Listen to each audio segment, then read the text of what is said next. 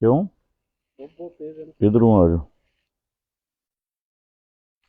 دھوپ سے تو زیادہ ہی آنی چاہیے تھی۔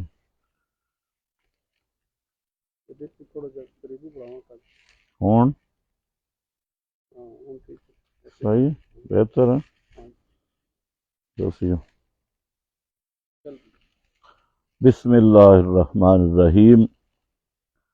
یہ جس مقام پہ ہم کھڑے ہیں یہ اسلامی تاریخ کا ایک اہم ترین مقام ہے۔ یہ جو کنواں آپ کو نظر آ رہا ہے یہ بیر روما ہے، اس کا بیر روما بھی کہا جاتا ہے اور بیر عثمان بھی۔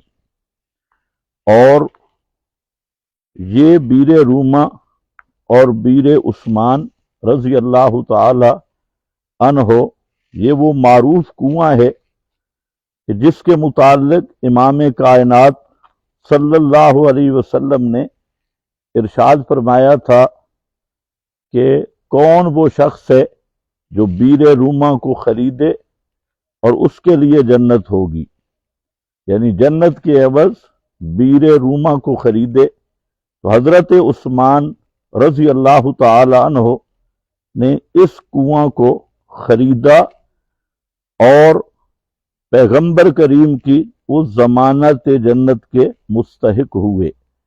تو یہ کنواں کس آدمی کا تھا؟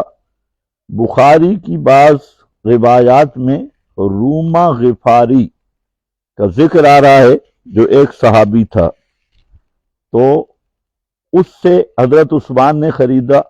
لیکن صحیح بات یہ ہے کہ جہاں بخاری شریف میں یہ روایت تعلیقاً مذکور ہے اور اس میں راوی سے کچھ غلطی ہوئی ہے۔ روما نامی صحابی بالکل تھا لیکن کنواں اس کی ملکیت ہو اور حضرت عثمان نے اس سے خریدا ہو، یہ بات قرینِ قیاس نہیں۔ اس لیے جامع ترمذی میں 3399 یعنی 3399 نمبر حدیث اس میں صاف مذکور ہے کہ یہ کنواں ایک یہودی کا تھا۔ تو جب نبی پاک صلی اللہ علیہ وسلم نے اعلان کیا کہ جو آدمی یہ کنواں خریدے گا تو اللہ تعالیٰ اسے جنت میں مقام دیں گے، تو حضرت عثمان رضی اللہ تعالیٰ عنہ نے یہودی سے یہ کنواں خریدا، اور جو یہودی تھا وہ مسلمانوں کو زیادہ ریٹ پہ پانی دیتا، تو حضرت عثمان رضی اللہ تعالیٰ عنہ نے کئی ہزار درہم، بعض روایات میں 30,000 تک آیا، اس سے بھی زیادہ ہے، تو حضرت عثمان نے پھر ایک حصہ خریدا۔ اور اس کے بعد جب حضرت عثمان کی باری آتی، ایک دن حضرت عثمان کا ایک دن وہ یہودی کا ہوتا، تو جب حضرت عثمان کی باری ہوتی تو حضرت عثمان نے وقف عام کر دیا، تو اس سے یہودی بھی پیتے مسلمان بھی پیتے۔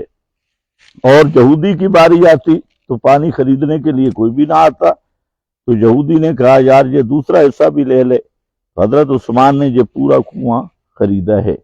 اب یہ آپ دیکھیں اس کنواں میں پانی موجود ہے، اور اس پر مورخین اور جہاں مقامی محققین وہ متفق ہیں کہ اس کا یہ گہرائی جو ہے اسی طرح تقریباً 121 فٹ 121 فٹ اس کی گہرائی ہے، اور تقریباً 110 فٹ پر پانی موجود ہے۔